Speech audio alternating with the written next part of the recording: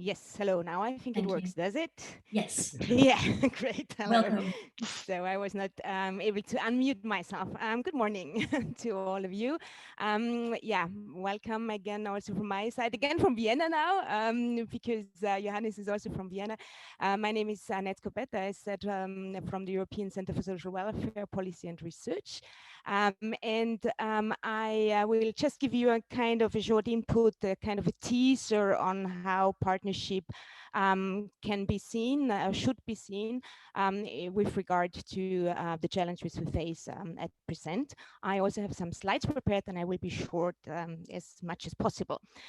So if we go to the next slide, I think it's already clear that yeah, the challenges we face have been mentioned now just before from Commissioner Schmidt, but also from a lot of speakers. The crisis really hit the society, or even more precisely, the policies that were implemented, and hit also the people to different degrees. All of us have been, of course, linked to it, but vulnerable groups really were hit much harder than other groups. And I think this is one of our core aims also today, to look not just on those more easily to be integrated into the labor market, but also to those who have much more challenges, where we also face in integration a need for strong collaboration with others. Just don't forget that the COVID crisis is only one of the of the trends which we are in at present. It was already mentioned, the digitalization is a big driver for change, demographic trends like aging, but also migration is a big, can be seen as big drivers. So we just don't, and of course climate change, not to mention not to lose the big one out of sight. So I think we just would need to see this in a kind of a holistic approach, and not just focusing on the crisis, which we anyway do. Now, if we go to the next slide, this is just yeah, again, somehow also we're thinking, why do we need partnerships as such? So it was mentioned that there are policy challenges which exist, which cannot be dealt with if institutions work in isolation. I think this is one of the main added value of partnerships, is that we cannot do and serve those policy challenges and provide answers if we just simply work in isolation, and work also partly not in terms of linking the different policies. And here I particularly refer to now the health policies, but also the social policies, which are of course very strongly linked to the employment and the labor market. We are all aware of the Agenda 2030 and the Sustainable Development Goals. And here, as you may all know and remember, there is the main motto also said, no one is left behind. So this is something which we really should focus on. If we look at the next slide, please, at which kind of partnerships do we want to foster on, and which kind of partnerships do we want to strengthen?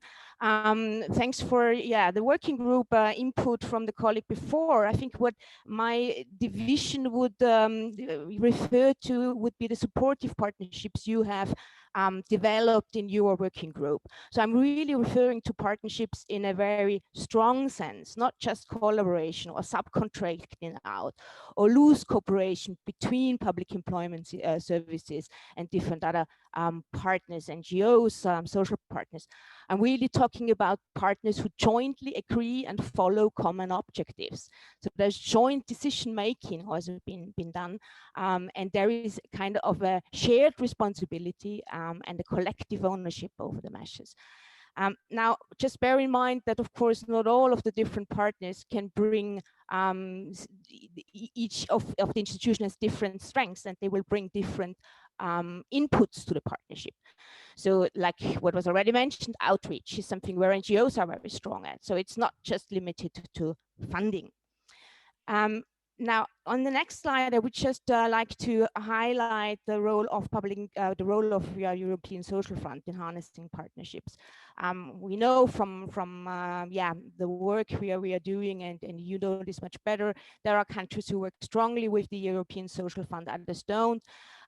This has different reasons for it, but I just would like to highlight that if we really agree, and that's clear, I think, to all, that in times of crisis we have to build the best out of what is available. The European Social Fund is an important fund, which can be seen as a kind of also helping hand for implementing partnerships. Within the ESF, we have social innovation and social experimentation as one of the issues, and we all know that we need evidence bases for measures which we implement, and that if we mainstream them, we need somehow kind of a testing bed of activities.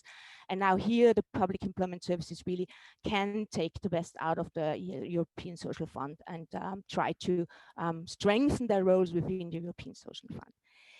And the public employment services, in the next slide, please, they are already working with partnerships, as you are aware of much more than I am. So there is a strong collaboration between public employment services and stakeholders in some of the countries. In others, there is not. And you always have to look at which kind of partnerships are created. Is it really just a kind of subcontracting out? And if this is called partnerships, of course, you have different definitions of partnerships. But in a real sense, if you think of joint decision making and joint and shared responsibility, the experiences are limited within the European Union countries. Now, the European PAS are in advantageous position. They really could take over a much stronger role, and I would also stress they have a vital role to play in order to minimize the challenges we face at present. Just thinking of the different labor market transitions we have, integration challenges, COVID, as mentioned before. So there is much to do and much left to do. And if I'm just now closing the speech with some advantages in the next slide of what work in cooperation with the European Social Fund would bring. It would not just bring, or it does not only bring a sharing of resources and a sharing of knowledge. It is funding, it is structures, it is people, it is know-how, which is combined in order to really make the shift. Now, what I mean is making the shift is that the public employment services have done quite well during the past with the shift from the more bureaucratic top-down institutions to service orientation. And if you take the spirit of this kind of shift now towards also building joint forces with other stakeholders in order to provide combined answers to the challenges we face, this would be a great, I would say, a great deal, which helps us also to achieve the SDGs in a much better way and to contribute to the transformation of the world, which really is somehow a combining economic, social, and environmental goals. Now I'm back to my slides. Thanks for that. They have been lost on the way. No, I'm already at the last slide, so you can show that. So for the conclusion, partnerships are central if we really want to achieve no one leaving behind. ESF offers options for the public employment services in this regard, and I would be happy to see in 2030 all public employment service across all EU countries being engaged in real partnerships for this,